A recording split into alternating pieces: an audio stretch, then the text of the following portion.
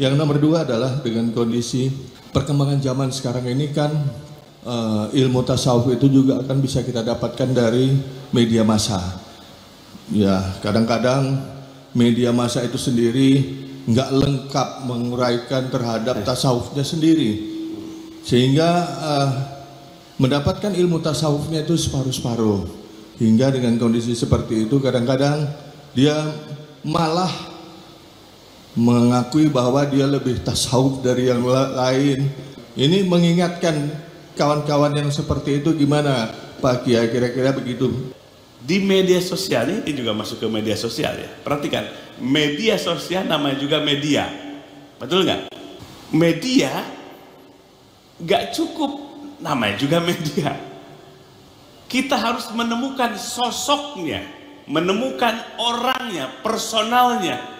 Kalau kita butuh pembimbing hati, nggak cukup media sosial, hanya media. Tapi menemukan sosok figur personal dari mursyid atau murabbi ruh, pembimbing rohani itu sendiri. Baru media sosial kita jadikan itu sebagai media untuk mendapatkan ilmu.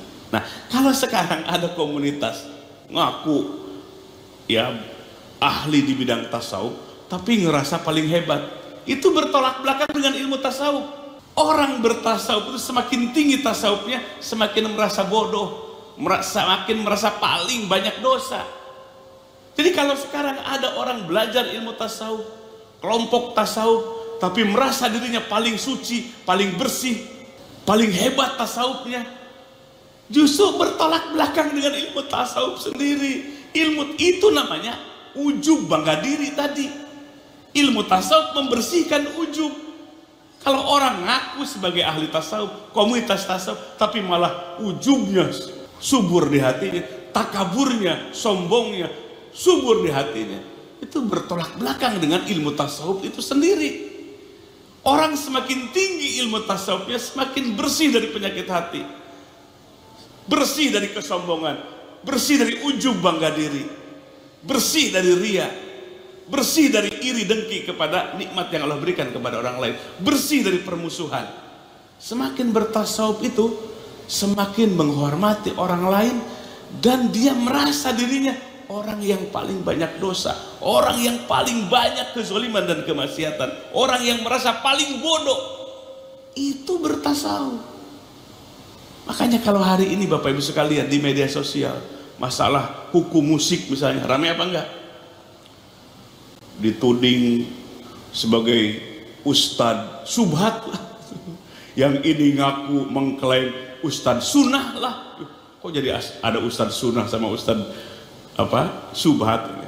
Itu kalau mengklaim-klaim saya nih ustadz sunnah, mereka ustadz subhat, itulah nggak belajar tasawuf. Subur di hatinya ujub bangga diri, subur di hatinya takabur sombong.